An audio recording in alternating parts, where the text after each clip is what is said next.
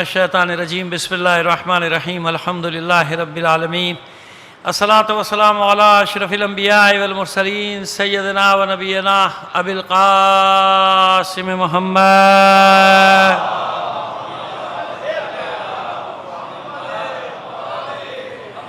وآلہ الطیبین الطاہرین المعصومین ولعنۃ اللہ علی اعدائہم مجمعین من الآن الی قیام یوم الدین اما بعد فقد قال اللہ تعالی فی کتابہ المبین وہو اصدق القائلین وقولہ الحق بسم اللہ الرحمن الرحیم وما کان المؤمنون لینفروا کافہ صلوات بجے محمد آل محمد پر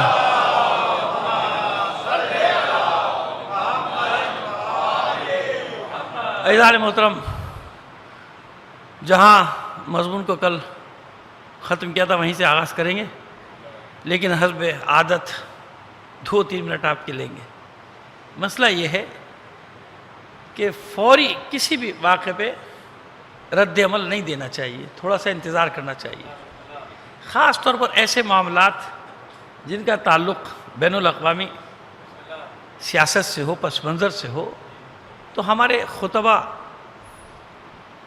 علماء، ذاکرین سب سے گزارش ہے، برادرانہ گزارش ہے، عاجزانہ گزارش ہے کہ تھوڑا سا صبر کرتے ہیں پھر رد عمل دیتے ہیں۔ جلدی کی کیا بات ہے؟ ٹھہر جائیں، 2-4 دن ٹھہر جائیں، ہفتہ بھر ٹھہر جائیں، ہفتہ بعد دیکھیں کیا ہوتا ہے۔ اتنی بڑی دنیا ہے، کہاں بھاگا جا رہا ہے واقعات۔ لیکن ہوتا یہ کہ کبھی جلد بازی میں سارے کام خراب ہو جاتے ہیں، جلد بازی میں مشکل ہو جاتی ہے۔ ممکن ہے کہ اندر کچھ اور معاملات ہوں، ممکن ہے کہ اندر کچھ باتیں طے ہوئی ہوں، کچھ ہو سکتا ہے نا، ہمیں کیا معلوم۔ لیکن فوراً 1-1 گھنٹے 1.5 گھنٹے کا خطاب ہوتا ہے، اس کے بعض اوقات مومنین کو نقصان اٹھانا پڑتا ہے نا، بعض اوقات مومنین کے لیے خطرناک ہو جاتا ہے۔ بھئی تھوڑا صبر کر لیجئے، صبر سے کام لیجئے، انتظار کر لیجئے، کون سی جلدی، کیا ہوا جا رہا ہے؟ 14 صدیاں ہو گئی دیکھتے ہوئے، معاملات کو دیکھ رہے ہیں نا، 14 صدیاں گزر گئیں، یہاں 40 سال سے دیکھ رہے ہیں نا، تو ذرا 2-4 دن صبر کر لیں گے تو کیا قیامت آ جائے گی؟ 2-4 دن صبر کر لیے، دیکھیں کیا ہوتا ہے، دیکھیں بھی کیا نکلتا ہے۔ جو بھی ہوگا دیکھا جائے گا، خرابی ہوگی نا دیکھ لیں گے، پہلے خرابیاں نہیں دیکھی ہیں کیا؟ لیکن ضروری تو نہیں کہ فوری رد عمل دے جائے، فوری رد عمل کا نقصان ہوتا ہے کبھی کبھی۔ زیادہ گزارش ہے، جہاں بھی ہمارے ممبر پہ اہل ممبر بیٹھے ہیں ان سے گزارش ہے کہ تھوڑا صبر کر لو، اللہ کے بندو تھوڑا صبر کر لو، تھوڑا سا صبر کرو پھر رد عمل دو۔ ایسا نہ ہو کہ آپ کی جلد بازی قوم کے لیے نقصان کا باعث بن جائے، آپ کی جلد بازی مومنین کو کوئی نقصان دے بیٹھے۔ تھوڑا صبر کر لیجئے، انشاءاللہ امام زمانہ ہے نا، جب امام زمانہ ہے والی وارث، صلوات بھیجئے محمد آل محمد پر، وہ والی وارث ہے۔ جب وہ میں ہمیشہ یہ کہہ رہا ہوں کہ گھبرانے کی کیا بات ہے، وہ والی وارث ہے، دیکھ رہا ہے، جو ہوگا دیکھا جائے گا۔ ہم سے زیادہ فکر ہماری، یہ یاد رکھے گا، ممبر پہ بیٹھا ہوں، ہم سے زیادہ ہماری فکر ہمارے امام کو ہے۔ ہمیں اپنی فکر اتنی نہ ہوگی جتنی ہمارے امام کو ہماری فکر۔ پروردگار پوری دنیا میں جہاں بھی مومنین آباد ہیں سب کو اپنی حفظ و امان میں رکھے، تمام مومنین کی صحت و سلامتی کے لیے بلند آواز سے ایک صلوات بھیجئے محمد آل محمد پر۔ اسی طرح جہاں جہاں ہمارے مسلمان بھائی جہاں بھی بستے ہیں ان سب کی بھی صحت و سلامتی کے لیے اور تمام عالم اسلام کی فتح و نصرت کے لیے ایک بار اور صلوات بھیجئے محمد آل محمد پر۔ اتنا بڑا دشمن، لوگوں کو یقین نہیں آتا کہ یہ کتنا بڑا دشمن ہے بھارت ہمارا، جانتے ہیں ہم کتنا بڑا دشمن ہے یہ، اس کو ایک آنکھ نہیں بھاتے ہم اور ایک پل کے لیے بھی نہیں بھاتے۔ ہمارے برادران بھی وہاں ہماری مجلس سنتے ہیں، بے شک سنتے ہیں، ٹھیک ہے بھائی، ہماری بھی مجبوری نہیں بلکہ ہمارا بھی فریضہ ہے کہ ہم اپنے لیے بھی تو بات کریں نا، مجلس بے شک سب سن رہے ہیں، لیکن ایک حقیقت ہے نا، وہ ایک پل کے لیے ہمیں نہ دیکھ سکتا ہے نہ ہمارا وجود برداشت کر سکتا ہے۔ تو بعض اوقات یہ سوچ لیا کیجئے کہ بعض معاملات شاید وہ ہوا دے رہا ہو کہ کسی طرح یہاں کچھ ہو جائے، کسی طرح کچھ ہو جائے، کوئی ایک چھوٹا سا واقعہ ہو اور پھر اس کو ہوا بنا کے پورے معاشرے میں ایک فساد برپا کر دیا جائے۔ وہ موذی دشمن ہمارے پیچھے لگا ہوا ہے، تو کبھی کبھی بہت ساری چیزوں کو دیکھنا پڑتا ہے، اس کے بعد معاملات کو سمجھنے میں آسانی ہوتی ہے۔ لیکن بس کیا کیا جائے، ہمارا کام ہے پیغام پہنچانا۔ کاش کہ یہ پیغام سارے مومنین مسلمین سب تک پہنچ جائے کہ اپنے دشمنوں کو پہچان لو کوئی تمہیں شکست نہیں دے سکتا. ہارتے وہ لوگ ہیں جو اپنے دشمن کو نہیں پہچانتے. جو اپنے دشمنوں کو پہچان لیتے ہیں انہیں کوئی شکست نہیں دے سکتا. آپ دیکھ رہے ہیں دنیا میں نہ ان کو سامراجی طاقتیں شکست دے سکی, نہ اسرائیل شکست دے سکا, نہ امریکہ شکست دے سکا, نہ نیٹو فورسز شکست دے سکی. یہاں کی بات نہیں کر رہا بھائی, میں وہاں کی بات کر رہا ہوں. یمن میں, شام میں, عراق میں, لبنان میں شکست دے سکے؟ اتنے سے ملک ان کو شکست دے سکے. کیوں؟ وہ اپنے دشمن کو پہچانتے تھے کہ ہمارا دشمن کون ہے. صلوات بھیجیے محمد آل محمد پر. آئیے بس اپنے مضمون کی طرف ہم آ گئے. مرجعیت کا تسلسل آپ کو بتا رہے ہیں نا, تاریخ بتا رہے کیسے ایک کے بعد ایک, ایک کے بعد ایک. لفظ مرجعیت نہیں آیا, لیکن اب آہستہ آہستہ آنا شروع ہوگا. تاریخ بنتی ہے نا, اصطلاحات آتی. مثلا اور آسان کر دیں آپ کے لیے, دائیں بازو بائیں بازو, لیفٹسٹ رائٹسٹ کیا ہے بھائی, یہ بالشویک کیا ہے, کامریڈ کیا ہے. لیکن بھائی جب کہیں انقلاب آتا ہے تو اس کی کچھ اصطلاحیں تو جاتی ہیں نا. پہلے تھا سامراج, پھر ہو گیا استعمار, ایسی ہے نا. پہلے تھا کامریڈ, پہلے تھے وہ مزدور طبقہ, بالشویک جو کہلاتا تھا. ظاہر رشیا میں انقلاب آیا, اس کی اصطلاحات آ گئی, کچھ آگے کہ نہیں آ گئی. پرولتاریا آ گیا, بورژوا آ گیا, اس کے پرولتاریا مزدور طبقہ ہو گیا, غریب طبقہ ہو گیا. بورژوا وہ سرمایہ دار اور سامراج طبقہ ہو گیا. ایسا ہوا. جب اسلامی انقلاب آیا تو اس کی جگہ کیا گیا, مستضعفین آ گئے, مستکبرین آ گئے, استعمار آ گیا, استثمار آ گیا. اصطلاحات آ گئی نا معاشرے میں. اب کیونکہ یہ اصطلاحات پہلے تو تھی نہیں. ارے خدا کے بندو, آہستہ آہستہ ہوتا ہے نا. جب معاشرے میں کچھ چیزیں آتی ہیں, اب اسلامی انقلاب جب لایا تو وہ اسلامی اصطلاحیں لے کر آیا. دیکھیے اب یہ ذرا سی بات توڑا دیں گے, 5 منٹ مجھے دیں گے, ایک چیز سمجھانا چاہ رہے ہیں. صلوات بھیجیے محمد آل محمد پر. بات یہ ہے کہ یہ باتیں فائدہ دیں گی. جہاں بھی جو جس مکتب فکر کا بھی, اسکول آف تھاٹ کا, کسی بھی اسکول آف تھاٹ کا سنے گا, نئی نسل میں, پرانے تو جانتے ہوں گے, وہ تو یہی کہیں گے مولانا کون سی پرانی باتیں لے کے بیٹھ گئے. لیکن نہیں, میں جوانوں کو بتانا چاہ رہا ہوں, سمجھانا چاہ رہا ہوں کہ مسئلہ ہے کیا. دیکھیے جب انقلاب آیا, جس کو کہتے ہیں سوشلسٹ انقلاب, جس کی بساط لپٹ گئی, بسترا لپٹ گیا, کیونکہ ظاہر ہے کہ جو ایک وقت تک ہوتا ہے نا, جو بھی انقلاب آتا ہے, سیاسی انقلاب جب آئے گا تو وہ اس دور کے اور اس جگہ کے حالات کے مطابق آئے گا. جو ان کے اپنے معروضی حالات اور موضوعی حالات ہوتے ہیں نا, اس کے تحت آئے گا. ہاں پوری دنیا میں اس کا چرچا ضرور ہوتا ہے, لیکن جب نسلیں بدلتی ہیں, 60 سال گزرے, 70 سال گزرے, زمانہ بدلا, ویلیوز بدلی, اقدار بدلی, اس سیاسی نظام کی بساط بھی لپٹ جاتی. سیاسی نظام کی بساط کیا ہوگی, لپٹ جائے گی. لیکن جو قرآنی اصطلاحات ہیں وہ بوسیدہ نہیں ہوتی نا, وہ پرانی نہیں ہوتی. بس سمجھانا یہ چاہ رہے کہ بورژوا طبقہ یعنی وہ سرمایہ دار, کارخانے دار, استحصال کرنے والا طبقہ. پرولتاریا کس کو کہتے تھے, یہ جناب مزدور طبقہ, پسا ہوا طبقہ.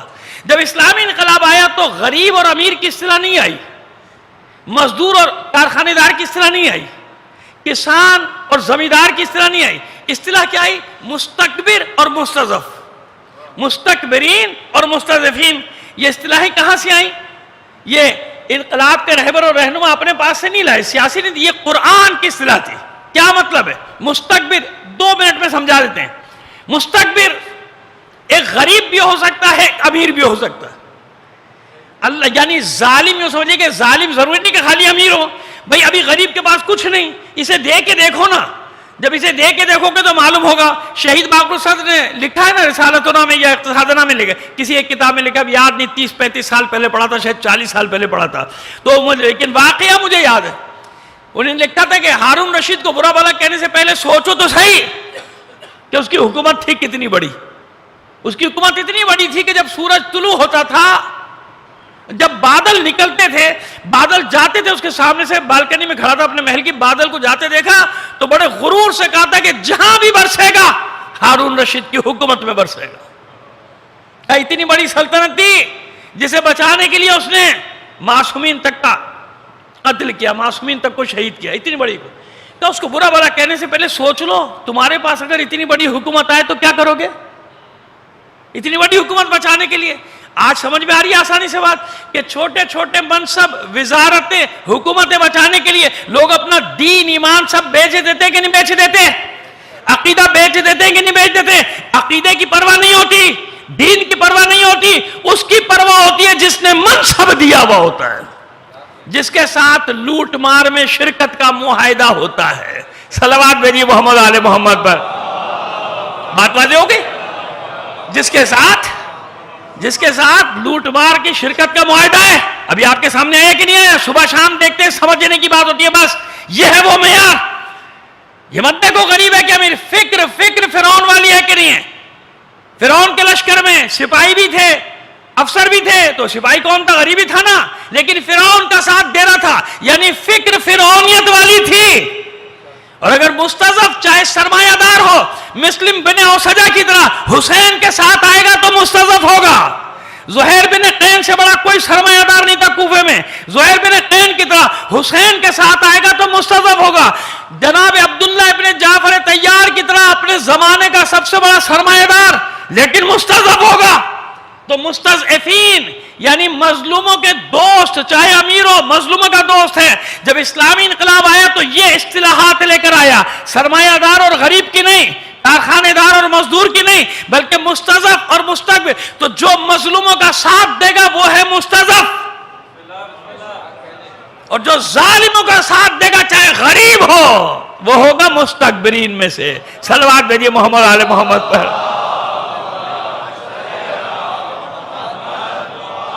تو اصطلاحات کی بات کر رہا تھا، تو بس یہ جملہ معترضہ کے طور پہ میں نے چاہا کہ چلو بچوں کو یہ چھوٹی سی باتیں، کیونکہ اکثر لوگ سوال کرتے ہیں یہ کیا ہوتا ہے جو آپ کہتے ہیں، بیچ بیچ جو ہماری زبان سے نکل جاتا ہے نا، آپ نے مستضعفین کہا یہ کیا ہوتا ہے، جو مستکبرین کہا یہ کیا ہوتا ہے۔ تو یہی سمجھا رہے تھے کہ اصطلاحات ایسے بنتی ہیں۔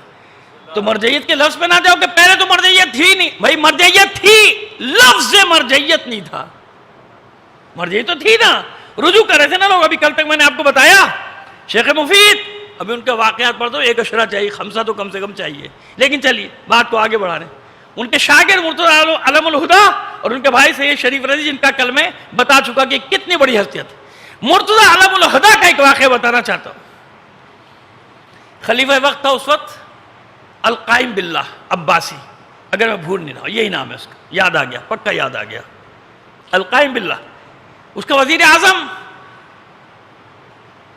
قاری اللہ یا اس طرح کر کے تھا، لیکن وہ تلفظ ذرا سا بڑا ٹھہرا ہے، لیکن قاری اس کے لفظ میں آتا ہے، وہ وزیر اعظم تھا اس کا۔ یہ وزیر اعظم کے دل میں کہیں نہ کہیں کسی گوشے میں محبت اہل بیت تھی۔ ہوتے ہیں نا ایسے کہ ذرا سی شے مل جائے تو پوری محبت نکل کر آ جاتی ہے۔ اب میں آپ کو بتانا چاہتا ہوں کہ بعض القابات معصومین نے کیسے دیے۔ بیمار ہو گیا اتنا سخت کہ جان کے لالے پڑ گئے، بس ہو گیا کہ مر گیا، جانے والا ہے۔ خواب میں دیکھا، اچھا اس یاد کرتا رہتا تھا معصومین کو، مولا کو یاد کرتا جیسے ہم آپ یاد کرتے۔ خواب میں دیکھا مولا کی زیارت ہو رہی ہے، تشریف لائے مولا امیر المومنین علیہ السلام، صلوات بھیجی۔ دیکھیے میں واقعات میرے پاس بہت ہیں، میں واقعات سنا کے آپ کا وقت نہیں لینا چاہتا، لیکن صرف اس واقعے کو پیش کرتا ہوں جس واقعے سے مجھے کوئی نتیجہ نکالنا ہوتا ہے، کوئی تجزیہ پیش کرنا ہوتا ہے۔ یہ اتنا اہم، ویسے واقعات بہت ہیں ان کے، علماء کے، قصص العلماء الگ لکھی گئی ہے، جیسے قصص انبیاء ہے نا، ایسے قصص العلماء کتاب الگ ہے، بہت موٹی، کئی جلدوں میں، اور ہم نے نہیں، بہت سارے لوگوں نے الگ الگ لکھی ہے۔ خیر بشارت ہے، رو رہا ہے کہ کیوں پریشان ہے، کیا ہوا؟ کہ فرزند رسول اذیت میں بہت تکلیف، کہ میرے بیٹے سے جا کے دعا کروا، میرے بیٹے سے دعا کروا۔ مولا میں نہیں جانتا۔ کہ علم الہدیٰ کے پاس جا۔ کہ یہ کون علم الہدیٰ ہے؟ میں نے ابھی لقب نہیں پڑھا علم الہدیٰ، سید مرتضیٰ ابن حسین، امام موسیٰ کاظم علیہ السلام کا سے شجرہ نا، موسوی سالات کل بتا دیا تھا نا، رضی محمد رضی ابن حسین اور مرتضیٰ ابن حسین، والد کا نام حسین۔ کہ وہ مرتضیٰ ابن حسین کا وہ عالم، فقہ جعفریہ کا عالم؟ کہ ہاں اس کے پاس جاؤ۔ علم الہدیٰ کہا امام نے، کہ علم الہدیٰ کے پاس جاؤ۔ اور آپ کو معلوم ہو گیا نا کہ وزیر اعظم ہے، یہ کوئی گھر کا آدمی نہیں ہے کہ جس کو پلانٹ کر لیا گیا ہو، کہ میرے مجمع میں جب آنا، شاگردوں کے درمیان آنا تو ایسے ایسے اپنا خواب سنانا کہ میں نے استاد آپ کے بارے میں یہ خواب دیکھا۔ ایسے میں نے بڑے استاد دیکھے جن کے شاگردوں کو صبح شام خواب آتے تھے استاد کے لیے، اور جب استاد پہ برا وقت آئے تو کوئی خواب دیکھنے والا کھڑا نہیں تھا وہاں پہ۔ آپ نے بھی جانتے ہوں گے، دو چار کو تو جانتے ہوں گے، کراچی میں بھی بڑے بڑے گزرے جن کے چاہنے والے بڑے بڑے خواب دیکھتے تھے ان ظالموں کے لیے، ان ملونوں کے لیے۔ صلوات بھیجیے محمد آل محمد پر. خیر اب یہ اپنوں میں سے نہیں ہے, یہ اپنوں میں سے نہیں ہے. کہتے مولا کون علم الہدا؟ کہ میرا بیٹا علم الہدا, ہدایت کا پرچم, ہدایت ہی ہدایت ہے وہاں. کہ کون؟ کہ مرتضی ابن حسین, اس کے پاس جاؤ. یہ جناب پریشان صبح صبح اٹھ کے بھاگا سید مرتضی کی خدمت میں. اس وقت علم الہدا لقب نہیں پڑا ہے, آ کے رو رہا ہے, آپ میرے لیے دعا کریں. بولے کیا ہوا بھائی, دعا کر دیں گے, ہوا کیا مسئلہ؟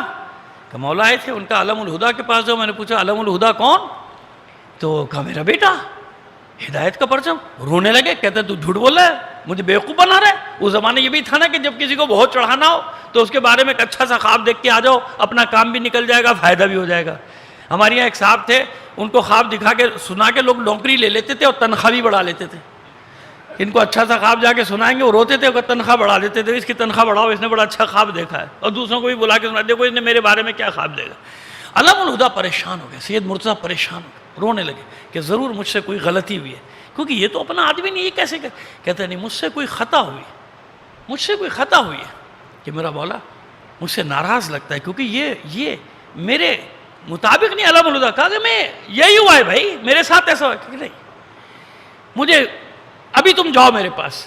ان کی حالت خراب ہے, حجرہ بند کیا, عبادت میں مشغول ہو گئے, روتے جاتے کہ مولا میں مجھ سے کیا خطا ہوئی, یہ کیا لے کر آئے, کیا منصب یہ لے کر آئے میرے پاس, یہ تو انبیاء کا ہوتا ہے, پیغمبروں کا تھا علم الہدا, میں کہاں سے علم الہدا. یہاں پھر معصوم بشارت دیتے ہیں, کیوں تم ہمارے بیٹے نہیں ہو, تم ہماری اولاد نہیں ہو, ہم نے تمہیں منصب دیا ہے. یہ وہی ہے نا جن کی ماں لے کے گئی تھی شیخ مفید کے پاس, ان کا منصب کیا تھا کہ معصومہ کونین فاطمۃ الزہرا سلام اللہ علیہا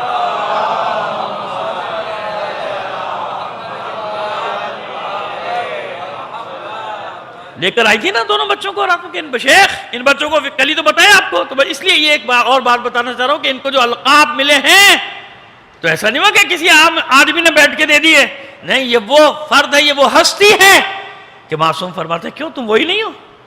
اب جب اٹھنے پھر وہ آیا, دعا کرو, اس کے لیے دعا کی, وہ صحت مند ہو گیا. اب جب وہ صحت یاب ہوا تو یہ دوسری ہستی تھے, یہ نہیں کہ درباری مولوی تھے, درباری مولوی عورت ہے بھائی, درباری مولوی نہیں, لیکن اس زمانے میں تھا جس فقہ کو تسلیم کیا جاتا تھا اس کی کرسی دربار میں رکھی جاتی تھی. تو یہ دوسری ہستی ہے کہ جس کی مسند رکھی گئی دربار میں, خلیفہ کے دربار.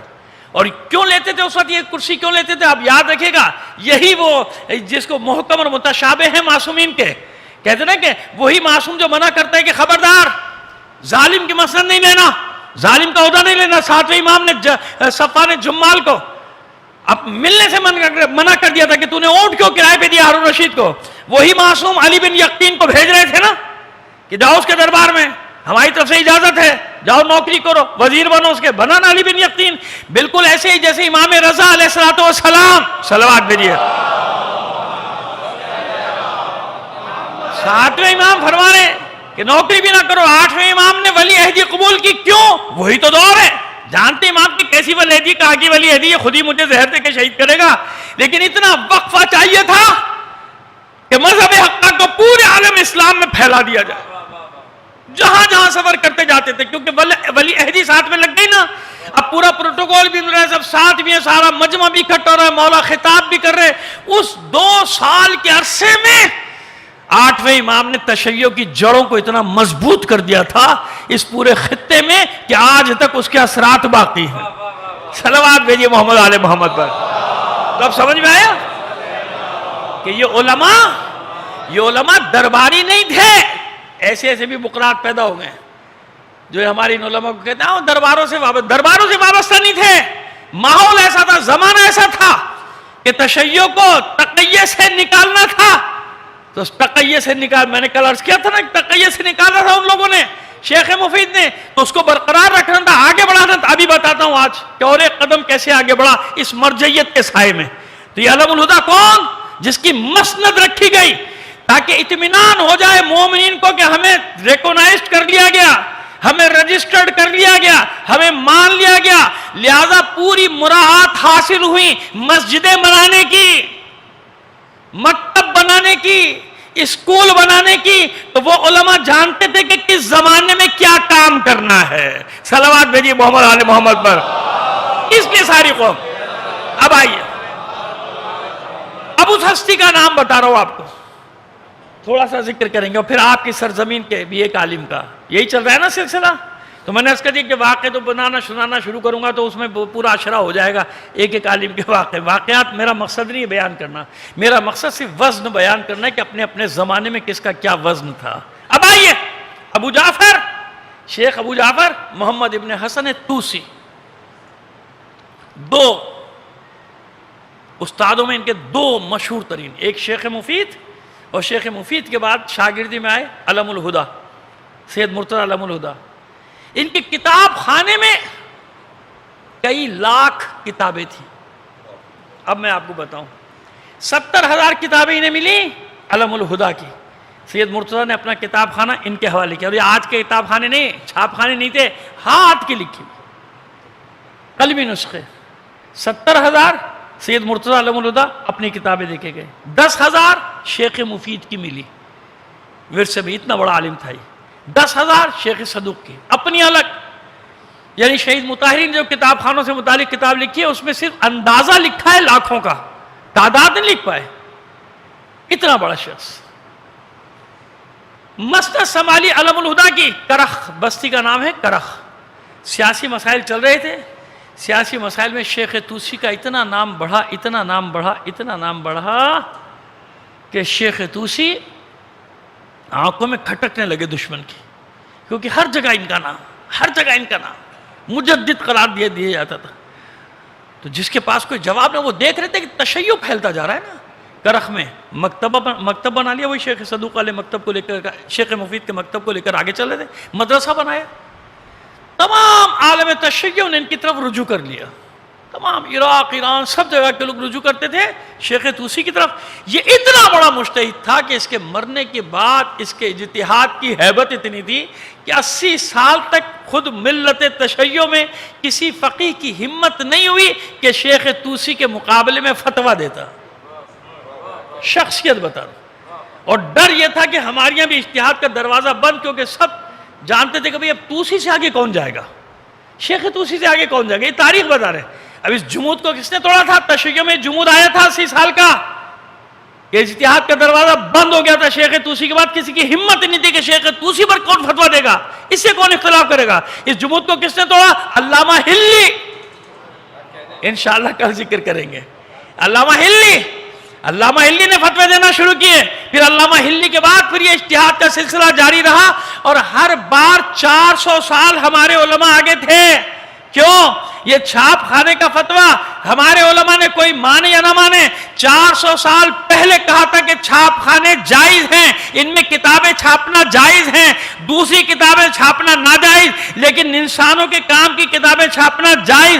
دوسروں کیا 400 سال بعد شروع ہوا تھا. ٹی وی پہ بیٹھ کے بڑے بڑے تجزیہ نگار کہتے ہیں, سارے سب کو ایک ہی لاٹھی سے ہانک دیتے ہیں کہ عالم اسلام میں 400 سال بعد چھاپے خانے کی, یعنی چھاپا خانہ استعمال کرنے کی اجازت تمہاری یہاں ہوئی تھی, ہمارے یہاں نہیں.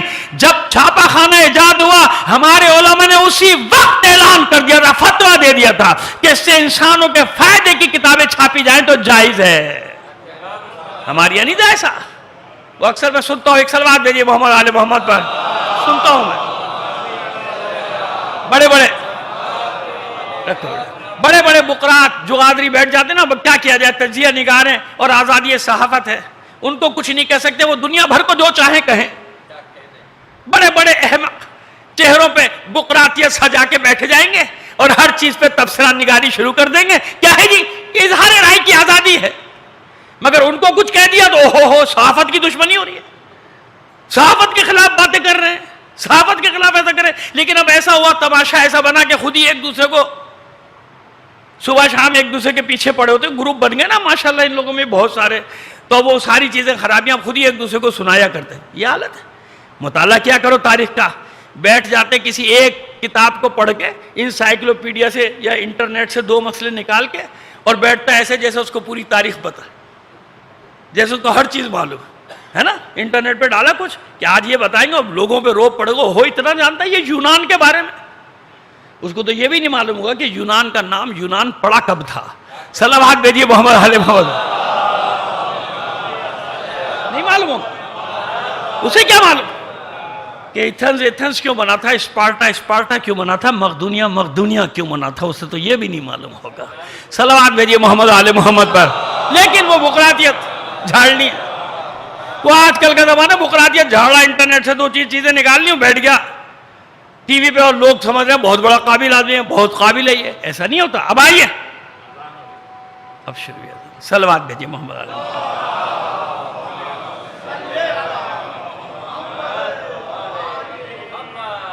مل کر ایک بار اور بلند آواز سے ایک صلوات الہی فرما دیجیے. تو آئیے, سارا عالم, صرف عالم تشیع نہیں, عالم اسلام بھی رجوع کرتا تھا. جس مسئلے میں پھنس جاتے تھے شیخ طوسی. ہوا کیا؟ وہ جو ہمیشہ ہوتا ہے, دلائل ختم, گولی شروع, غلیل آ گئی. آہستہ آہستہ چھیڑخانیاں شروع ہوئیں. حساس مسائل کو چھیڑا جاتا تھا جان کے, جیسے آج چھیڑا جاتا ہے کہ کچھ تو بولیں گے, جب بولیں گے تو FIR تیار ہے نا. شیخ طوسی نے بہت سنبھالنا چاہا, لیکن جھگڑا آگے بڑھتا چلا گیا. پھر ایک دن ایسا آیا کہ اتنا بڑا, اس کے سیاسی پس منظر بھی ہیں, یہ سمجھے گا, صرف مذہبی نہیں ہے بلکہ سیاسی. جن کی سول وار چلتی تھی نا آپس میں تخت کے لیے, جو خانہ جنگیاں تھیں, اس میں بھی یہ فرقہ واریت کو استعمال کیا جاتا تھا, جیسے آج بھی ہوتا ہے. بڑے لوگوں کی خواہش ہے کہ کسی طرح خدا نہ کرے معاذ اللہ کراچی میں اور پاکستان میں کسی طرح فرقے وارانہ فساد ہو جائے, تاکہ اس کی آگ پر وہ اپنی روٹیاں سیک سکیں. ہوشیار رہنا. یہ میں آپ سے جو بات کر رہا ہوں پوری ذمہ داری سے کر رہا ہوں. میں جانتا ہوں ایسے خبیث رہنماؤں کو, لیڈرز کو, کہ جن کی پوری خواہش ہے کہ کسی طرح کوئی فساد ہو جائے کراچی میں, پاکستان میں, شیعہ سنی ہو جائے, کچھ ہو جائے, فرقہ نہ ہو جائے, تاکہ ان کی لیڈری پھر سے دوبارہ سے ان کی دکانیں چمکنا شروع ہو جائیں. لیکن انشاءاللہ وَمَكَرُوا وَمَكَرَ اللَّهُ وَاللَّهُ خَيْرُ الْمَاكِرِينَ. یہ اپنی چالیں چلتا ہے, اللہ اپنی منصوبہ بندی کرتا ہے نا. یہ اپنی چالیں اللہ, اس لیے ہم جیسے لوگ تو آج تک مایوس ہوئے نہیں, کبھی بھی نہیں. ہمیں معلوم ہے نا, اپنی ذمہ داری ادا کرتے رہو, اپنا وظیفہ ادا کرتے رہو. وہ ہے نا سب سے بڑی طاقت, وہ دیکھ رہا ہے نا. ہمیں جتنی فکر ہے اس کا تو دین ہے, اسے کتنی فکر ہوگی. یہ مظلوم مخلوق اس کی مخلوق ہے, اسے فکر نہیں اپنی مخلوق کی. لہذا اس لیے بار بار کہتا ہوں, کوئی پریشانی کی بات نہیں, کچھ نہیں. لیکن ہیں کچھ لوگ, میں نے کیا نا, تو ہر زمانے میں ایسا تھا, تو اس زمانے میں ایسا تھا کہ وہ اپنے حامیوں کو استعمال کرے, جھگڑا کرا, حکومت کمزور ہوگی, ہم جا کے بیٹھ جائیں گے. ہمیں حکومت سے کچھ ہی نہیں لینا دینا, ہم تو صرف بتا رہے ہیں آپ کو. ایک بات بتائیے, نہ سمجھیے کہ وہ حکومت سے مجھے کوئی لینا دینا. میں جانتا ہوں سب کو 73 سال سے دیکھتے دیکھتے کہیں مایوس نہیں ہوا, مگر ان حکمرانوں سے کوئی امید رکھنا چھوڑ دیا. ہر بار جب ہوتی تھی بات, یعنی نظام بدلتا, نظام نہیں افراد بدلتے تھے, تو یہ خیال ہوتا تھا کہ اب کچھ اچھا ہوگا. اب تو پورا یقین ہو گیا کہ اب جب بدلے گے تو اور بدتر ہوگا. صلوات بھیجیے محمد علی محمد. اب تو یہ حالت ہو, اب تو ڈر لگتا ہے کہ بھئی آنے والا پتہ نہیں اور کیا ہوگا.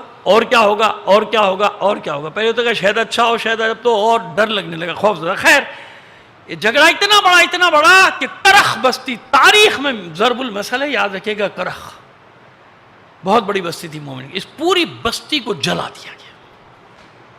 یہی تو تاریخ میں مثالیں دیا تھیں کہ جن وہ ہیں, ہم ان کی اولادیں, جن کو جلا کے نہروں میں بہا دیا گیا, قتل کر کے نہروں میں بہا دیا گیا. یہ دجلہ سرخ ہو گیا تھا خون سے ہمارے, یہ دریائے دجلہ سرخ ہو گیا.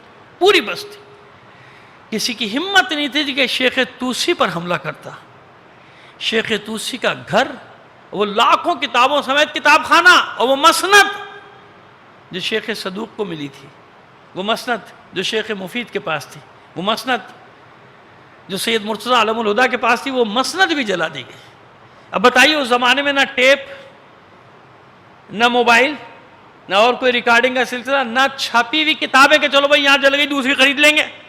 قلبی نسخے, اور ان کو بے سر و سامانی کے عالم میں بالکل خالی ہاتھ. جبکہ جب یہ کرخ میں رہتے تھے تو آدھا بغداد، مشہور تھا محاورہ، ممکن ہے مبالغہ ہوگا، آدھا بغداد ان کے ٹکڑوں پر پلتا تھا. شیخ طوسی اتنا ہاتھ کھلا ہوا تھا اور اتنے سخی تھے، اتنا لوگ لا کے ان کو واجبات ادا کیا کرتے تھے کہ ظاہر ہے کہ اپنے بات تھوڑی نا بانٹا جاتا تھا. جب نکلے ہیں تو خربوزے کے چھلکے دھو کے کھا کے پیٹ بھرا ہے. شیخ طوسی مایوس تھوڑی، جائیں کہاں؟ کیونکہ جہاں جائیں گے یہی مسئلہ. تو اب آپ کو بتا رہا ہوں کہ نجف کیسے آباد ہوا. اس لیے ایسے تھوڑی معصومین اپنا دست شفقت رکھتے ہیں ان عظیم علماء کے سر پہ. یہ چند ہیں، یہ چند. اب دیکھیے اتنا بڑا نقصان ہوا نا، اگر یہ اتنا بڑا نقصان نہ ہوتا تو اتنا بڑا فائدہ نہ ہوتا تشیع کو جو بعد میں ہوا. اس وقت نجف نہیں تھا، قبر مطہر تھی، دریافت ہو چکی تھی، معلوم ہو گیا تھا کہ بھئی مولا کی قبر. چھوٹی سی کچھ گھرانے، 2-4 گھرانے آباد ہیں، کوئی آتے نہیں تھا کیونکہ نہ زراعت تھی، خشک زمین، پتھریلی زمین، ٹیلا تھا نیچے، وہ ذرا سا وہ بھی نمکین پانی کا جو دریائے نجف جو بہ رہا ہے وہ پہلے کچھ بھی نہیں تھا، کھودو بھی تو نمکین پانی نکلتا تھا. ہاں کوفہ دور آباد تھا تو کوفے بھی نہیں رہ سکتے تھے، کوفے رہیں تو یہی مشکل. تو شیخ طوسی قبر مطہر مولائے عارفان، مولائے کائنات علی بن ابی طالب کے پاس آ گئے. توجہ ہے؟ پریشان تو نہیں ہے؟ یا وہ کبھی مجھے ڈر لگنے لگتا ہے کہ آپ پریشان تو نہیں ہو گئے کہ میرے خشک بیان سے. ایک بار اور بلند آواز سے صلوات عنایت فرما دیجئے.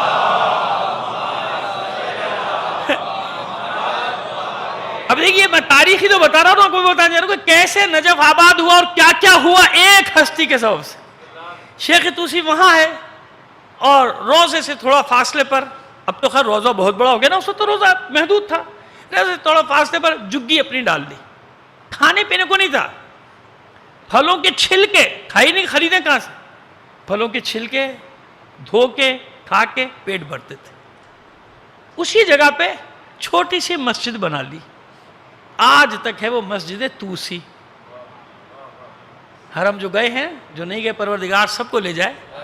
نجف آپ نے دیکھا مختلف سمتوں میں مختلف دروازے، ایک باب طوسی ہے نا، باب طوسی.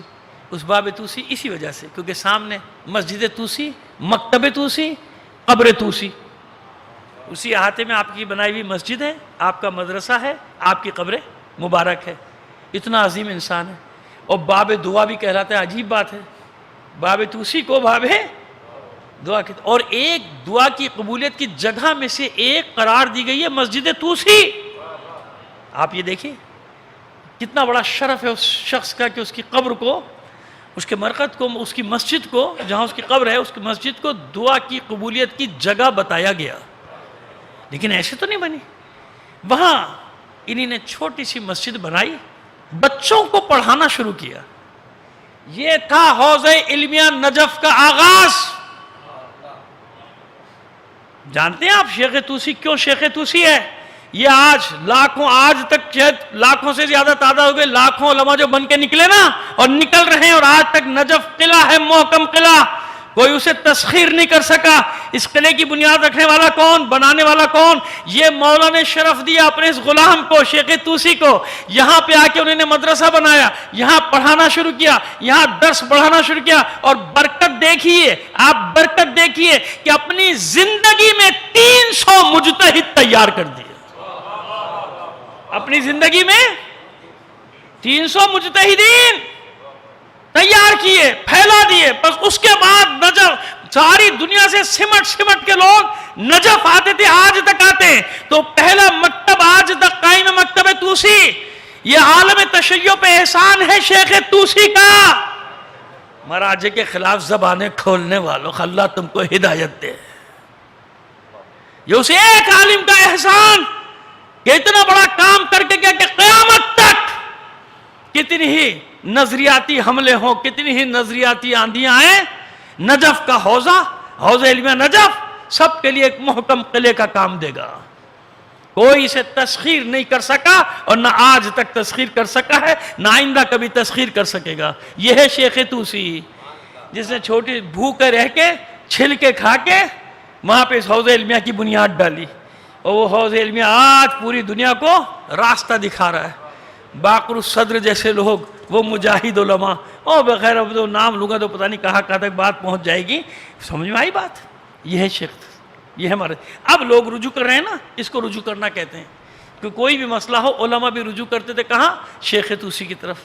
اب شیخ طوسی کے شاگردوں کا سلسلہ آگے تک جائے گا۔ ابھی شہید اول، شہید ثانی، شہید ثالث کا بتانا ہے آپ کو، 2-3 مجلسیں بچیں، لیکن یہ اس سے آپ کہتے ہیں نا کہ دیگ میں سے سارے چاول تھوڑی نکالے جاتے ہیں، ساری چیز تھوڑی نکال جاتی، 1-2 چاول نکال کے دیکھ لیا جاتا ہے کہ کیا ہے۔ اب وہ میں نے چاول کہہ دیا، آپ جو بھی دیگ پکا رہے ہیں اس کو دیکھ لیجئے گا، گوشت کی ہو، دال کی ہو، جو بھی ہو، سمجھے؟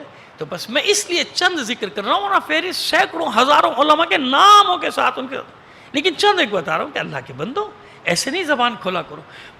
پوری زندگی آپ کے لیے خرچ کی ہے کہ ہمارے آنے والی نسلوں کو وہ خزانہ دے جاؤ جس کا پورا کتاب خانہ جل چکا ہو، ایک بھی کتاب نہ ہو، اس کے ذہن کا، دماغ کا کیا عالم ہوگا کہ اس بے سر و سامانی کے عالم میں اس نے وہ اتنا پڑھ چکا تھا، اتنا اس کے دماغ میں تھا کہ اس نے پھر 300 مجتہد تیار کیے، ان 300 مجتہدین نے پھر لاکھوں کتابیں دے دی تشیع کو۔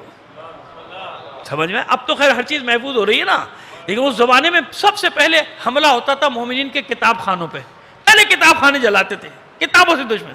اور ابھی ماضی قریب کی بات آپ کو بتا دوں کہ علامہ نقن صاحب علی اللہ مقاموں کا بھی لکھنؤ میں ایک بار جب فساد ہوا تھا تو سب سے پہلے کتاب خانہ جلایا گیا تھا، اور جو میری ناقص معلومات ہیں 40,000 سے زیادہ کتابیں سید العلماء کے کتاب خانے کی جلا دی گئی تھیں، جس کے بعد وہ منتقل ہو گئے تھے، علی گڑھ شفٹ ہو گئے تھے۔ صلوات بھیجیے محمد آل محمد پر۔ تو پہلا حملہ کہاں کرتے ہیں؟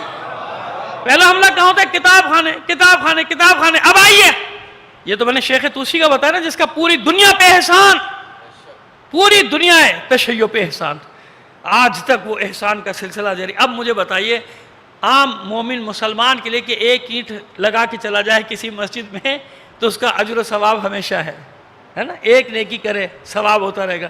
اب مجھے بتائیے کہ ان علماء کا ثواب کیا ہے؟ ایسے تو نہیں معصوم کسی کو اپنا بیٹا کہہ رہا ہے، کسی کو بھائی کہہ رہا ہے۔ کل میں نے بتایا نا شیخ مفید کو کیا کہا امام زمان نے؟ اخی، معتمدی، فقیہی، میرا بھائی، میرا قابل اعتماد، میرا فقیہ، یعنی میرے مکتب کا فقیہ، میرے راستے کا فقیہ۔ میرے فقیہ کا یہ مطلب نہ سمجھ لیے کوئی لے لو وہی امام کا فقیہ بنا دیا۔ ہمارے یہاں غلط سمجھتے ہیں جلدی، صحیح بات سمجھتے ہیں دیر سے۔ صلوات بھیجیے محمد آل محمد پر۔ اب آئیے یار، جزاک اللہ بھائی، بہت اچھا، 2-4 کو جھپکی آ رہی ہوگی، وہ جھپکی دور ہو گئی۔ صلوات بھیجیے بلند آواز سے محمد آل محمد پر۔ اب آئیے، ایک ہستی کا تعارف 1 صدی پہلے گزری ہے، 1 صدی پہلے آپ کی صدی، ندوۃ العلماء۔ اس لیے بتا رہا ہوں کہ یہ نہ سمجھے گا کہ یہاں والوں نے کچھ بھی نہیں کیا، یہاں والوں نے کیا کیا، یہاں والے تو کچھ بھی نہیں کرتے۔ اب بتائیں کیا کیا آپ کو؟ علی گڑھ میں ایک علمی تحریک شروع ہوئی، حضرت سر سید احمد خان، اور سر سید احمد خان رضوی سادات تھے، یاد رکھیے گا۔ خان سے یہ نہ سمجھے گا کہ وہ سید نہیں تھے، یہ خان، میر، میرزا، یہ سب القابات ہوتے تھے جو اس زمانے میں دیے جاتے تھے، جیسے خلیفہ سادات۔ اب خلیفہ سادات کہتے ہیں خلیفہ سادات، خلیفہ سادات نقوی بھی ہیں، رضوی بھی ہیں، کیونکہ خلیفہ لقب ہوتا تھا ایک، جیسے پٹیالہ کے ہمارے بہت مہربان، بہت اچھے ہمارے تعلقات بھی ملنے ہیں، ہمارا ان سے ملنا جلنا بھی ہے، سب کیا جاتے بھی وہاں، تو ہم بھی حیران ہوتے تھے وہ خلیفہ کہاں سے ہوئے، سید ہیں آپ تو نقوی سادات ہیں، معلوم کہ نہیں، خلیفہ ایک لقب ہوتا تھا جو دیا جاتا تھا، وہ آج تک یہاں بھی استعمال ہو رہا ہے۔ خیر جناب، تو سمجھ میں آ گئی، جیسے چودھری سادات، ارے بھائی چودھری کہاں، سید کہاں، لیکن نہیں، اپنے گاؤں کے یا اپنے علاقے کے چودھری ہوتے تھے، بائی مانا کہ جناب وہ پنچایتوں کے فیصلے کرتے تھے، ہیں سید، لیکن چودھری ان کے نام کے ساتھ لگا ہوا ہوتا تھا۔ اس لیے بتا رہے ہیں کہ آج کل کے بچوں کو یہ سب چیزیں معلوم نہیں، کوئی بتانے والا بھی نہیں ہے۔ تو اب جناب ایک صلوات بھیجیے محمد آل محمد پر۔ تو اس سر سید احمد خان لقب اور یہ سب چلا آ رہا تھا، اور سر سید احمد اصل میں کیا تھے؟ رضوی سادات میں، سر سید احمد رضوی۔ تو علی گڑھ کی علمی تحریک شروع ہوئی اور فتوے لگنا شروع ہوئے سر سید احمد پہ، کفر کے فتوے لگے نا، اسی ہندوستان میں سارے کافر ہے کافر ہے کافر ہے، इंग्लिश पढ़ाता है, बाद में खुद पढ़ा रहे हैं अपने बच्चों को, और ऐसा पढ़ा रहे हैं कि हमें तो कह रहे हैं नाजायज़ है, अब बच्चों को भेज रहे हैं अमेरिका। अब भी कुछ लोगों के वहीं है, यूरोप में है, अमेरिका में है, वो जिहाद नहीं करते, दूसरों के बच्चों को जिहाद करा रहे होते हैं। मालूम है ना आपको, बड़े बड़े नाम है माशाल्लाह, बहुत बड़े बड़े नाम है। तो सर सैयद अहमद के पीछे पड़ गए, लेकिन सर सैयद अहमद जानते थे हालात के मुताबिक, इज्तिहाद था उसका, जानते थे कि आगे चल के बड़ी मुश्किल हो जाएगी अगर जदीद तालीम मुसलमानों ने हासिल नहीं की।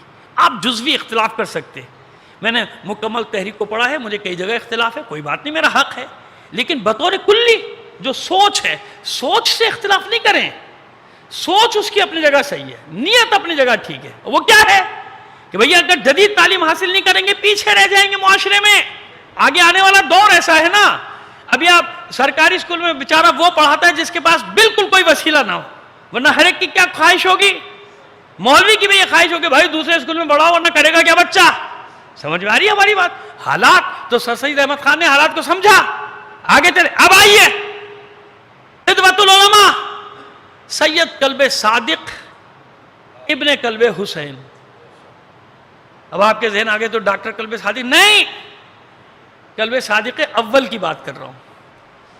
ये डॉक्टर कल्बे सादिक नहीं, ये तो उस कल्बे सादिक की आंखों का नूर है, उसी का पोता है ये कल्बे सादिक, डॉक्टर कल्बे सादिक, जिनको एक एक बच्चा जानता है, तालीम के मैदान का सुरखैल। और इख्तिलाफ कर सकते हैं आप, एक दो मेरे अजीज़ हैं, पर भी एक दो चीज़ों में मुझे इख्तिलाफ करना मेरा हक़ है, लेकिन असल बात जो है उससे किसी को इख्तिलाफ नहीं। बताते हैं क्या हुआ, उनका जिक्र नहीं कर रहे, डॉक्टर कल्बे सादिक का जिक्र भी नहीं कर रहे, लेकिन कोई आपके जहन फ़ौरन वहाँ गए जब मैंने कहा कल्बे सादिक, इसलिए मैंने बताया कि नहीं ये वो नहीं, बल्कि इनके दादा खिदमतुल उलमा आयतुल्लाह सैयद कल्बे सादिक, लेकिन मशहूर थे वो आका हसन के लक़ब से। किस लक़ब से मशहूर थे? आका हसन। आका हसन कहा जाता था, खिदमतुल उलमा उनको कहा जाता था, और ख़ानदान वही गुफ़रा माफ़ जिसका मैं जिक्र करा चुका। वो अलग सिलसिला, उसमें जाएंगे तो लंबा चौड़ी बात, जो काम की बात बतानी है बस।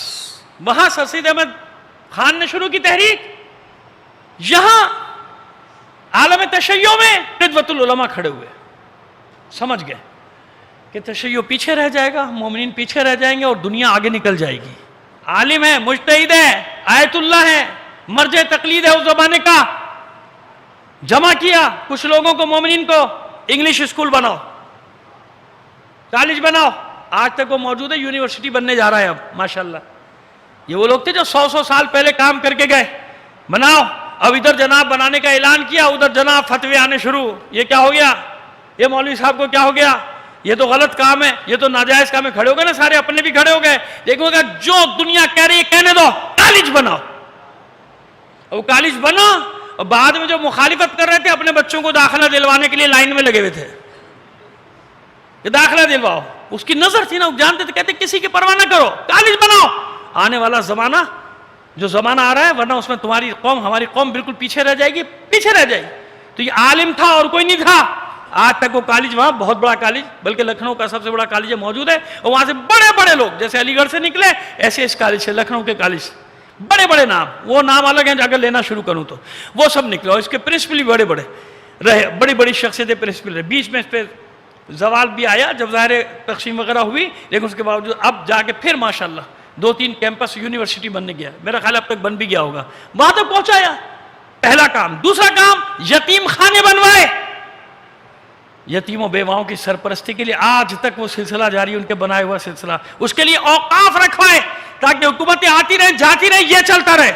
जैसे कॉलेज का औकाफ रखवाया, जैसे कॉलेज में मिसाल के तौर पे एक कोटा मखसूस करवाया, कितने % ये दाखिला हमें मिलेगा, हालांकि कितने % आबादी भी नहीं बनती थी, मगर उसका फायदा क्या हुआ कि आज तक कोई बच्चा बगैर दाखिले के नहीं रह सकता। उसे मालूम है कि मुझे यहां तो दाखिला मिल ही जाएगा। ये सारी चीजें कानूनी तौर पे करके गए, बनवाई। फिर उसके बाद ऑल इंडिया कॉन्फ्रेंस बनाई। क्यों? ऐसा ना हो कि सियासत में पीछे रह जाएं, जमाना आगे निकल जाए। ये उस ऑल इंडिया कॉन्फ्रेंस का नतीजा था कि बड़े बड़े रहनुमा रहबर पैदा हुए, ایسے ایسے رہنما پیدا ہوئے جنہوں نے پاکستان کی تحریک میں سب سے آگے بڑھ کر حصہ لیا. یہ کسی کا اور کا کام نہیں تھا, یہ ایک مولوی کا کام تھا, یہ مرجع تقلید کا کام تھا, یہ ایک آیت اللہ کا کام تھا, یہ ایک مجتہد کا کام تھا جو دیکھ رہا تھا 100 سال آگے دیکھ رہا تھا کہ کون سا زمانہ آنے والا ہے. آپ سمجھتے ہو ایسے ہی مولوی ہوتے ہیں. آپ نے سمجھا کہ وہ مولوی کو کیا پتا, وہ والے مولوی جن کا میں پہلی مجلس میں آپ کو اشارہ کر چکا, آپ نے سمجھا سر نہیں, ان کی نظریں تھی, وہ دیکھ رہے تھے کہ آگے کون سا زمانہ, اور آگے چل کر اسی کا پوتا ہے یہ ڈاکٹر کلبے صادق. اس کلبے صادق کے پوتے کا نام ہے. یہ خون کا اثر بھی ہوتا ہے, سمجھ میں آئی بات؟ یہ خون کا, ہاں ایک ظاہر سرحدوں کے اختلاف کی وجہ سے ہمارا پاکستان ہے, ہمارے لیے جو کچھ ہے وہ ہمارا ملک ہے بھائی, سیدھی سی بات ہے. ان کے لیے ان کا ملک ہوگا. تو اختلاف ہے 2-4 جگہوں پہ, لیکن اختلاف کا مطلب یہ تھوڑی کہ آپ کسی کی اچھی باتوں کو, اس کے اچھے کارناموں کو سرے سے رد کر کے اٹھا کے پھینک دیں. صلوات بھیجیے محمد آل محمد پر.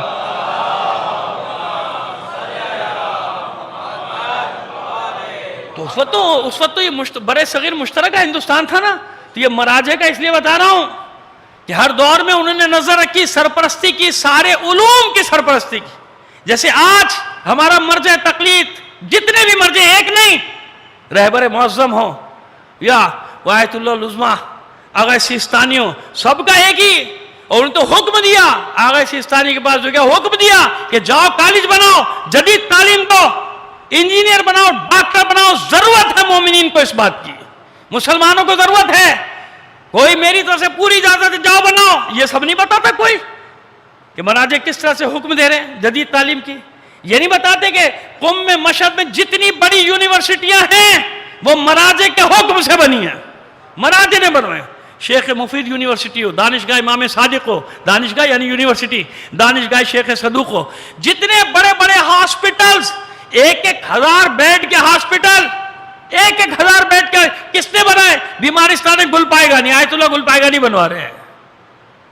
وہ نیکوکار ایک اور مرجع بنوا رہے ہیں, آگے مرشی بنوا رہے ہیں. مراجع کے حکم سے یہ سب کام ہو رہا ہے. آپ نے سمجھا کہ وہ گھر میں بیٹھے ہوئے اور بس خمس آ رہا ہے, خمس لے رہے ہیں, خمس کھا رہے ہیں. ان کے رہنے سہن کا انداز نہیں دیکھا تم نے؟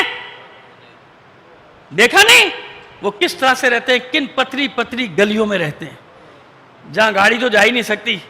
پوپ بھی آئے تو بیچارے کو پیدل ہی جانا پڑا. اگر پوپ کے ساتھ کرسی پہ بیٹھے نظر آئے, بینچ پہ, تو کیوں؟ مہمان کے احترام میں.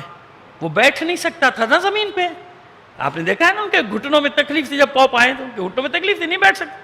ان کے لیے بینچ رکھو, اس لیے بینچ پہ, ورنہ دنیا کا کوئی بھی سربراہ آتا ہے وہی زمین پہ بیٹھے گا, جہاں مرجع بیٹھے گا وہیں پہ بیٹھے گا. یہ ہمارے مرجع, یہ ہمارے مراجع جن کے لیے زبانیں کھولتے ہیں بیٹھ کے دکانوں پہ, بازاروں میں. شرم نہیں آتی ان لوگوں کو کہ انہوں نے سوائے عزت کے تمہیں کچھ بھی نہیں دیا اور تم ذلت کا باعث بنتے ہو. وہ ساری دنیا میں مکتب کی عزت, تشیع کی عزت, ان کی وجہ سے ہم سر اٹھا کے چلتے, ہم کہتے ہیں ہمارے ہیں. اور یہ ایسے پیدا ہو گئے اب پلانٹڈ لوگ.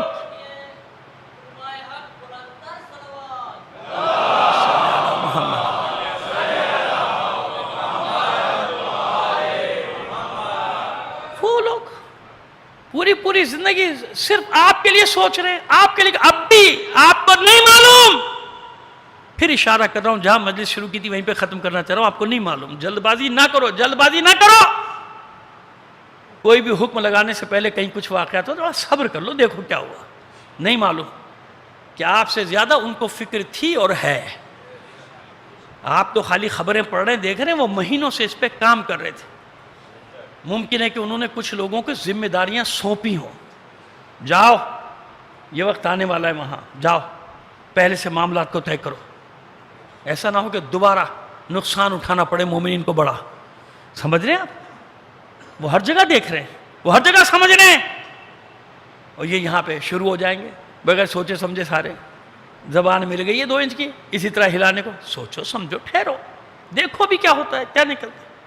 بڑے ہیں نا ہمارے, ہم ان کو فالو کر رہے ہیں, ہم ان کو فالو کر رہے ہیں. جیسا وہ کہیں گے ہم کریں گے بھائی, کیوں نہیں کریں گے. لہذا فوری فتوے نہیں لگاتے, فوری حکم نہیں لگاتے. جلد بازی نہیں کرتے. انشاءاللہ اللہ کی ذات سے امید رکھو, سب اچھا ہوگا. یقین رکھو نا, یقین رکھو اس بات پہ. ہمیں تو یقین ہے, 40 سال ہو گئے ان مسائل کو دیکھتے ہوئے, انہی میں پل کر جوان ہوئے, اب بڑھاپے کی طرف جا رہے ہیں. ہمیں کبھی مایوسی نہیں ہوئی, کیونکہ ایک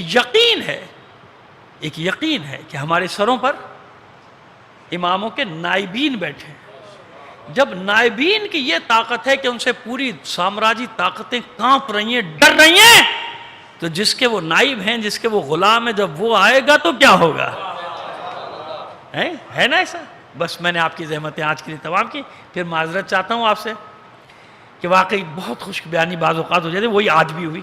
لیکن میں کیا کروں, میں آپ کو ایک ترتیب سے لے کے چل رہا ہوں نا. پھر میرا 1-2 ذمہ داریاں ہوں گی کہ وہاں سے ترتیب بتاؤں اور پھر آپ کی زمین کے جو ہیروز ہیں ان کا بھی ذکر کروں, تاکہ آپ کو یہ نہ رہے کہ یہاں تو کوئی تھا ہی نہیں, یہاں تو کوئی گزرے ہی نہیں. بتا رہا ہوں نا 2 دن سے آپ کو کہ کیسے کیسے نابغہ گزرے یہاں, جنہوں نے دیکھا, پرکھا, سمجھا کہ آگے حالات کیا آنے والے ہیں, ان حالات کا مقابلہ کرنے کے لیے تیار کرایا آپ کو اور ہم کو. صلوات بھیجیے محمد آل محمد پر.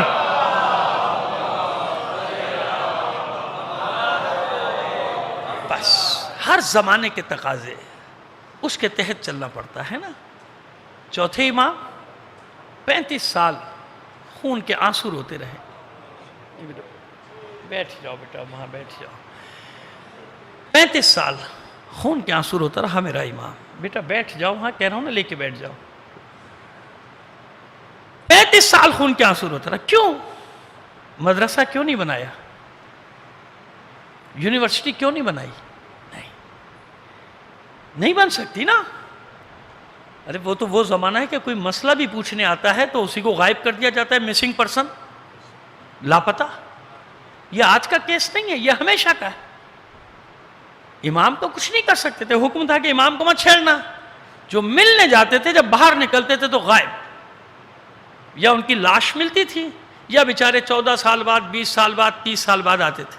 ایک ہی کہانی. سڑکیں بدلی ہیں, بلڈنگ بدلی ہے, نام بدلے ہیں, کردار تھوڑی بدلے. کردار وہی کہ وہی ہے, کردار سب کے سب وہی. بس کیا کیا امام نے 35 سال؟ کربلا کو بنیاد بنایا تاکہ جب مکتب قائم ہو, جب مدرسہ قائم ہو تو اس کی بنیادیں کربلا پر ہوں. 5واں امام جب مدرسہ بنائے تو کربلا بنیاد. کربلا کو راسخ کر دو لوگوں کے سینوں میں, بتا بتا کے راسخ کر دو. اچھا یہ بتائیے, امام ایک مسئلہ بیان کر رہے ہیں, 20 آدمیوں نے سنا. تقیہ کا زمانہ, 20 آدمی چلے گئے. انصاف سے بتاؤ, جب وہ سینہ بسینہ نقل کریں گے جملے بدلیں گے کہ نہیں؟ الفاظ بدلیں گے کہ نہیں؟ وہ کہتا روایت یہ صحیح ہے کہ یہ صحیح ہے, حدیث کتاب میں یہ لفظ یہاں آیا, وہاں تو وہ جو وہ نقل ہے اس میں نہیں. خدا کے بندو, انصاف سے کام لو. آج سیٹلائٹ کا دور ہے, ہر جگہ CCTV کیمرے لگے ہوئے ہیں. لگے نہیں لگے؟ کوئی ایک حادثہ ہو جائے, دیکھ لو 20 چینل سب الگ الگ دے رہے ہوں گے. اب سمجھ میں نہیں آتا آدمی کو ہوا کیا بھائی, اصل واقعہ کیا ہو. جب آج یہ حال ہے کہ صحیح بات نہیں پہنچ رہی آپ کو, حالانکہ کتنا جدید ترین زمانہ ہے کہ نہیں ہے. دکھا بھی رہے ٹی وی پہ کہ مارا ہے گاڑی سے, عدالت کہہ رہی ہے بے گناہ. ثابت ہی نہیں ہوا بھائی, ثابت نہیں ہوا. سلام ہو, ایسی شاندار عدالت ہے. ان کو ایسی دلیل چاہیے کہ جس میں ذرا سی بھی گنجائش. تعریف کر رہا ہوں بھائی, توہین عدالت نہیں کر رہا. ایسے دنیا میں کہیں بھی جج نہیں ہے ماشاءاللہ ماشاءاللہ. کہتے اس پہ بھی تسلی نہیں ہوئی. جب تک پوری تسلی نہ ہو کہ اتر کے ہاتھ سے نہیں مارا, گاڑی نہیں چڑھا, سزا تو نہیں ہو سکتی. گاڑی سے کچل دیا, پتہ نہیں یہ CCTV میں اس کا چہرہ بدل دیا ہو. اچھا نا بھائی, انصاف سے کام لینا ہے ماشاءاللہ. جب تک جاری چیزیں موجود ہیں. ہاں, جس کو سزا دینی ہو تو دیکھیے کیسے, اور جس کو چھوڑنا ہو اس کے گھر پہ جا کے چھٹی کے دن کہتے ہیں جائیے, جہاز تیار کھڑا, نکل لیجئے. صلوات بھیجیے محمد آل محمد پر, ہے نا. تو کہاں, جبھی تو میں دعائیں کرتا ہوں کہ کہیں بھی نہیں ایسا اتنا شاندار نظام. میں یہی تو دعائیں کرتا ہوں کہ یا اللہ امریکہ یہ سب چلے جائے, وہ سسٹم ان کو قبول کر لے. یورپ کا سسٹم ان کو قبول کر لے، ہمارے عدالتی نظام کو، اسرائیل قبول کر لے، دیکھیے 6 مہینے میں کیسا ان کا دھڑن تختہ ہوتا ہے، آپ کو کچھ کرنے کی ضرورت ہی نہیں پڑے گی، یہ خود ہی ٹھکانے لگ جائیں گے سارے کے سارے۔ بھئی یہ دعا کیا کیجئے، یہ سارے وہاں چلے جائیں، صلوات بھیجئے محمد آل محمد پر۔ خیر ایسا ہے نا، ہر زمانے کے تقاضے ہیں نا، لہذا امام ایک مسئلہ بیان کر رہا ہے، ایک مصیبت بیان کر رہا ہے، 20 آدمی نے سنا چلے گئے۔ اب اپنے ملک تک جاتے جاتے، اپنے شہر تک جاتے جاتے راستے میں ہزاروں اس نے کام کیے، ہزاروں لوگوں سے ملا، تو اب لفظ بدلیں گے کہ نہیں بدلیں گے؟ آیت الہی تو نہیں ہے نا، اب کہیں نام بدل گیا، سمجھ میں آ رہی ہے؟ کہیں جناب رقیہ نام آیا، کہیں جناب سکینہ نام آیا، لڑنے کی کیا بات ہے؟ ممکن ہے جناب رقیہ نام رہا ہو اور سکینۃ القلب لقب ہو، یہ بھی تو ہو سکتا ہے نا۔ اب اس پہ جھگڑا کر رہے ہیں سب، یہ صحیح ہے کہ یہ صحیح ہے؟ زمانہ دیکھو، یہ بھی معجزہ ہے امامت کا کہ تم تک ساری چیزیں پہنچ گئیں، ورنہ زمانہ تو دیکھو کیسا زمانہ ہے۔ اس لیے میں نے اشارہ کیا کہ جناب اگر یہ لفظ کا، 1-2 لفظ کا اختلاف روایات میں نظر آ جاتے تو جھگڑا نہیں کرتے۔ اس زمانے کو تو سوچو، یہ ان علماء نے کتنی محنت سے جمع کیا ہے، تمہارے لیے جمع کر کے رکھ دیا ہر چیز کو کہ لو اب زندگی گزارو اور دنیا سے مقابلہ کرو، دنیا کا سامنا کرو۔ ایسا ہی ہوا۔ اب واقعہ کربلا میں بھی یہی ہے۔ آج جس ہستی کا ذکر کر رہا ہوں اس پہ کبھی کہیں سننے میں آ جاتی بات کہ لاشا پامال ہوا تھا کہ نہیں ہوا تھا۔ ارے یہ جھگڑے کی بات ہے، مطلب اس سے واقعہ کربلا پہ کوئی اثر پڑ رہا ہے کہ اگر پامال ہوا ہوگا تو یہ اثر پڑ جائے گا، نہیں ہوا ہوگا تو یہ اثر نہیں۔ ہمارے پاس روایات ہیں۔ اب میں یہاں سے شروع کرنا چاہتا ہوں بات، زیارت ناہیہ پڑھیے جا کے، آج پڑھ لیجئے۔ زیارت ناہیہ میں میرے مولا نے، میرے امام زمانہ نے سلام بھیجا ہے، بھیجا ہے نا شہداء کو، کربلا کو۔ اس میں بس ایک جملہ تمہید کے طور پہ عرض کرنا چاہتا ہوں، پھر مصائب کی منزل پر آئے۔ ایک مقام پہ میرا مولا فرماتا ہے، میرا سلام ہو ان لاشوں پر جو گھوڑوں کی ٹاپوں تلے پامال کیے گئے تھے۔ کافی ہے نا اتنا؟ معلوم ہوا نا کہ یقیناً صرف حسین کا نہیں، اور بھی کچھ لاشیں تھے جو پامال کیے گئے تھے، جن پر گھوڑے دوڑائے گئے تھے۔ اور میں تو اسی لیے اطمینان سے پڑھتا ہوں پامال یہ لاش قاسم کی روایت، اسی لیے پڑھتا ہوں۔ کربلا میں لڑنے والوں میں جو سب سے کم سن لڑ کر شہید ہوا ہے اس کا نام ہے قاسم، حسن کا لال، لڑ کر جو شہید، 13-14 سال سے زیادہ کا سن نہیں۔ یہ وہی ہے کہ اتنا کم سن تھا امام مجتبیٰ کی شہادت کے وقت کہ امام نے اسے وصیت نہیں کی تھی، اس کی ماں جناب ام فروہ کو وصیت کی تھی کہ دیکھو یہ اتنا بڑا ہو جائے گا، کربلا میں میری نیابت کرے گا، بھیج دینا میدان میں۔ اور بھی بھائی شہید ہوئے، حسن مجتبیٰ کے اور بیٹے شہید، لیکن خاص ہدیہ کیا ہے؟ ام فروہ کا بیٹا قاسم، جو آپ کی شہادت ہوا 1.5-2 سال سے زیادہ کا، 2-2.5 سال کا رہا ہوگا، اسے زیادہ کا نہیں تھا۔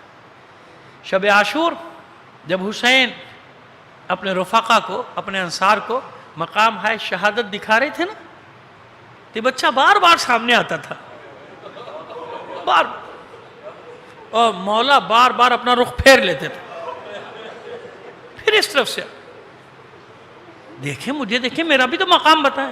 نہیں، جب تقریباً سب کے مقام ہے شہادت دکھا دی تو اب یہ بچہ سامنے، چچا جان کیا میرا نام نہیں ہے دفتر شہادت میں؟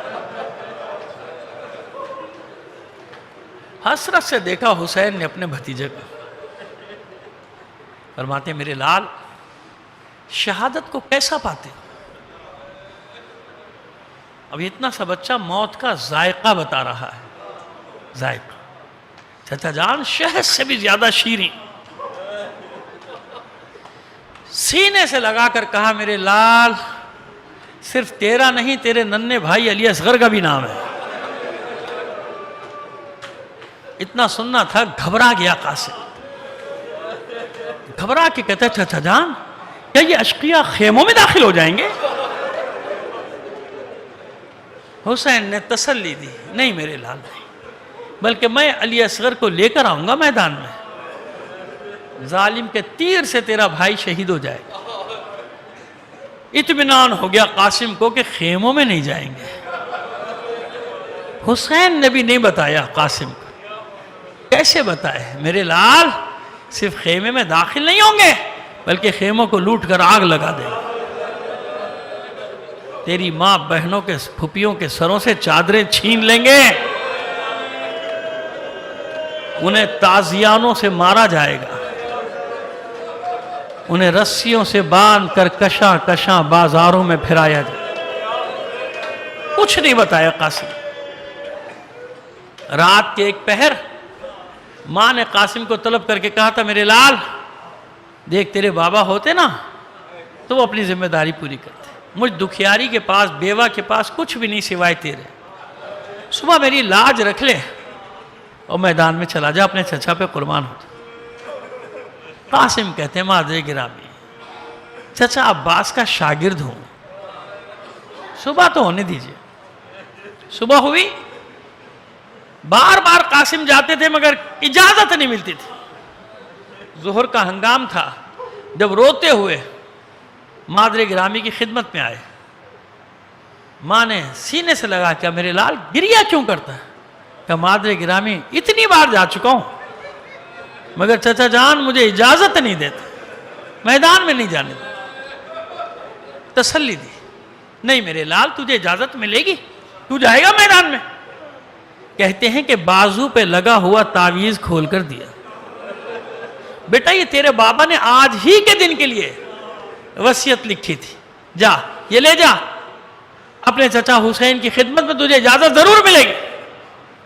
قاسم نے بابا کی تحریر کو دیکھا سر پہ رکھ کے دوڑا. چچا جان یہ میرے بابا کا خط آپ کے نام.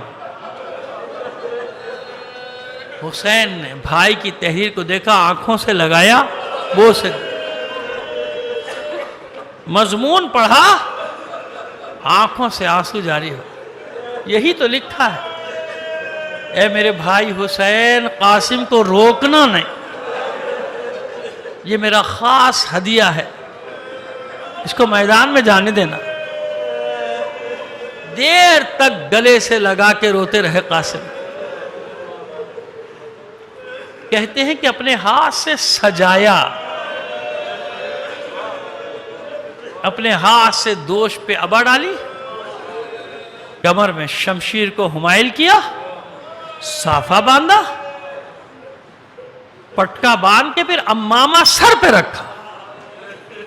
شہزادہ لگ رہا تھا قاسم شہزادہ لگ رہا تھا.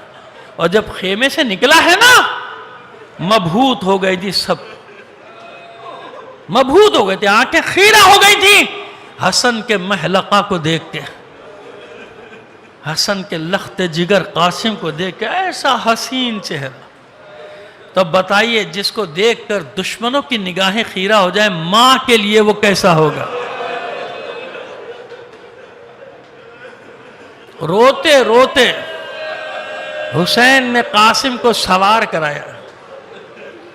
معبود دیکھ رہا ہے نا اپنے جگر کے ٹکڑوں کو کس طرح میدان میں بھیج رہا ہوں. اتنا کم سن تھا قاسم کہ دونوں پیر ٹکتے نہیں تھے رکابوں. کبھی ایک طرف جھک کے اپنا توازن برقرار کرتے تھے کبھی دوسری طرف جھک کے. عباس نے بھی دیکھا بڑی حسرت سے دیکھا. نمی ہے آنکھوں میں عباس کے. قاسم بیٹا دھیان سے لڑنا ہے. مسکرا کے کہتا ہے چچا جان بس آپ میری جنگ دیکھیے گا. میں نے پڑھا ہے عزاداروں میں نے پڑھا ہے تو آپ کو سنا رہا ہوں. حسین عباس علی اکبر تینوں ایک بلند مقام پہ کھڑے ہو گئے تھے قاسم کی حوصلہ افزائی کرنے کے لیے.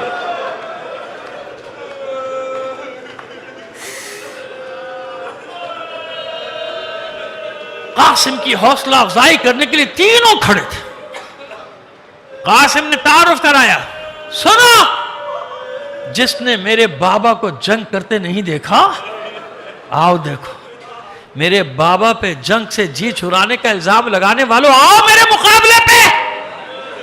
میری جنگ کو دیکھو اور سمجھ لو کہ میرا بابا کیسا شہسوار تھا. میرا بابا کیسا شہسوار تھا. قاسم کے تیور دیکھے. پسر سعد نے اپنے لشکر کے سب سے مشہور پہلوان ارزق کو حکم دیا جا اس ہاشمی جوان کا سر کاٹ کے لا. معاذ اللہ بڑی حقارت سے دیکھا ارزق نے قاسم کی طرف. یہ بچے کے مقابلے میں مجھے بھیجتا ہے. 4 بیٹے اس کے آئے تھے اس کے ساتھ. ایک کو حکم دیا جا اس نوجوان کا سر قلم کر کے لیا. قاسم کے مقابلے پر آیا. حسن کے لال نے ایک ہی وار میں سر تن سے جدا کر کے پھینک دی. ادھر اس کا سر گرا, ادھر وہ جہنم میں گیا. ادھر قاسم نے پلٹ کر دیکھا اپنے چچا عباس, حسین, اپنے بھائی علی اکبر کی طرف. بچے جب کوئی کارنامہ کریں تو تعریف چاہتے ہیں نا, داد چاہتے ہیں نا اپنے بزرگوں سے. اور جو ہی پلٹ کر دیکھا حسین نے کہا مرحبا میرے لال, آفرین میرے لال. اسی طرح عباس نے کہا مرحبا قاسم. کتنا کیسا زبردست وار کیا.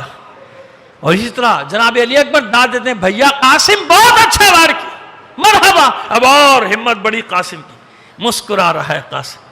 اپنے بیٹے کو تڑپتے دیکھا, دوسرے بیٹے کو حکم دیا جا اپنے بھائی کا بدلہ لے کر آ. جو ہی آیا اب کی درمیان میں وار کیا, آدھا دھڑ ادھر آدھا ادھر. تیسرا, چوتھا. جب چاروں کو جہنم کا راستہ دکھا چکا قاسم, تو اب ارزق شامی غصے میں دیوانہ ہو کر دوڑا قاسم کو قتل کرنے کے لیے. ادھر ارزق شامی دوڑا, ادھر حسین سجدے میں چلے گئے.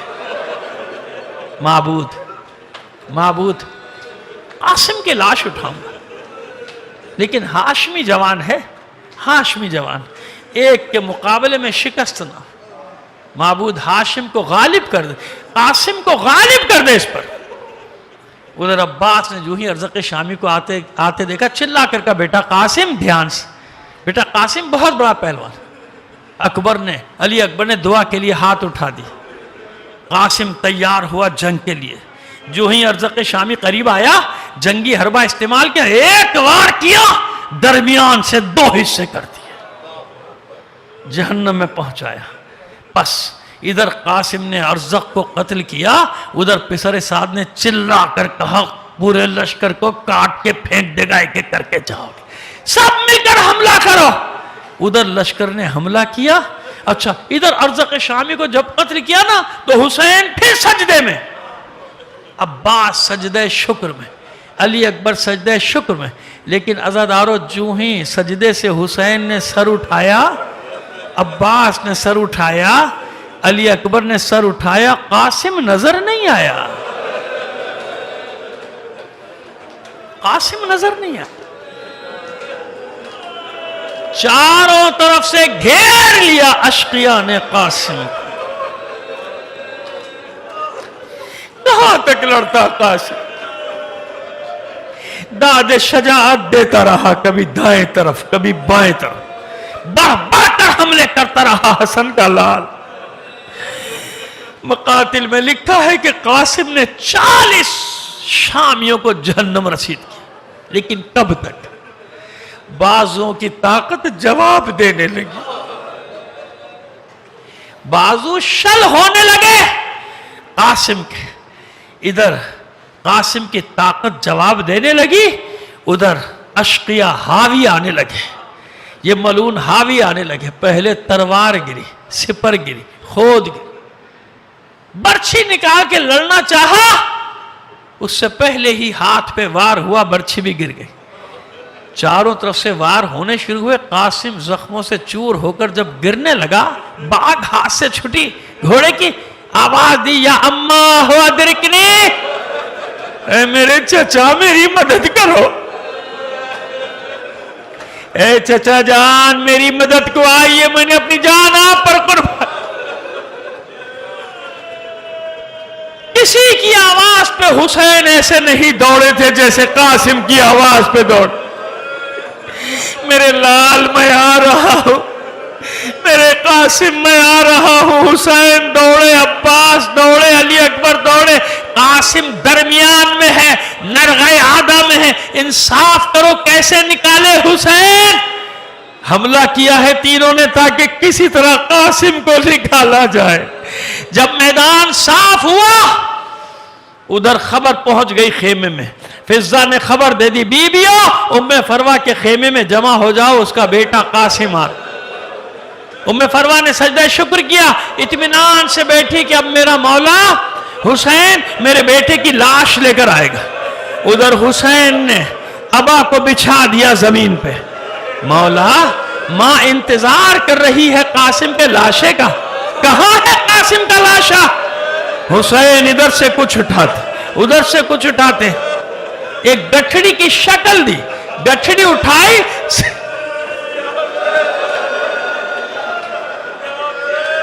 سینے سے لگا, گٹھڑی سینے سے لگا لی. مولا قاسم کا لاشا کہاں ہے؟ ماں انتظار کر رہی ہے. در خیمہ پہ پہنچے, آواز دی, انتظام کیا گیا خیمے میں. اب جو حسین گٹھڑی سینے سے لگائے داخل ہوئے, ماں حیرت سے کہتی ہے مولا اے میرے سید و سردار, میرا قاسم کہاں ہے؟ میرے قاسم کا لاشا کہاں ہے؟ حسین نے کوئی جواب نہ دیا. فرش خیمہ پہ گٹھڑی رکھے کھولی. اب جو گٹھڑی کھولی, ایسا صحرا, کیسی مہندی, ارے